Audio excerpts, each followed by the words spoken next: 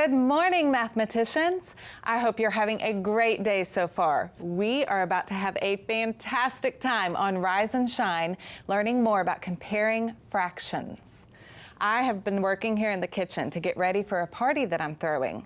Can you smell the cookie cake?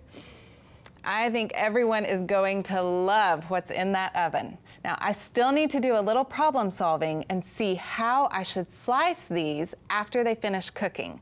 I want to make sure I have the right number of slices for my friends who are coming. I think I should probably prepare for everyone to eat about 2 slices.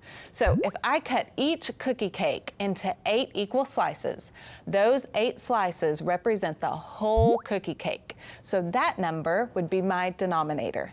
And if each guest eats 2 of those slices, then 2 would represent the part that was eaten out of the whole. So that number would be my numerator.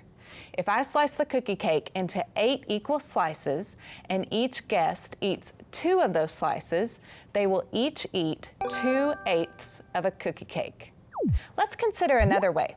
What if I cut the cookie cake into only 4 equal slices, but each guest still ate 2 slices?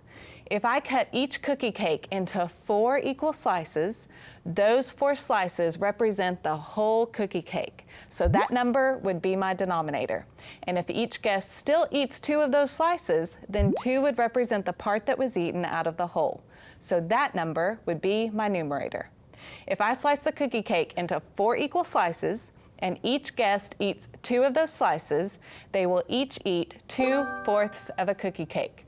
Let's compare the fractions and how much cookie cake they represent. Wow, that is a huge difference. So just because fractions have the same numerator, it doesn't make them equal. The guest who ate 2/4 of a cookie cake ate far more than the guest who ate 2/8 of a cookie cake. We can compare the fractions using a greater than symbol. 2/4 is greater than 2/8. When you compare fractions, always remember that the denominator represents the whole, or how many total parts there are. The numerator is how many of those parts are being used, or in our example, being eaten. Let's consider comparing 1/3 to 2/3. We observed that the denominators are the same, so we know that we only have to compare the numerators. And 1 is less than 2, so 1/3 is less than 2/3. If we consider comparing 1/4 to 1/8, we observed that the numerators are the same, so we need to think about how larger denominators would actually mean smaller parts. That means 1/8 is less than 1/4. Mathematicians, I hope you had fun with me on Rise and Shine learning about fractions. Oh, did you hear that?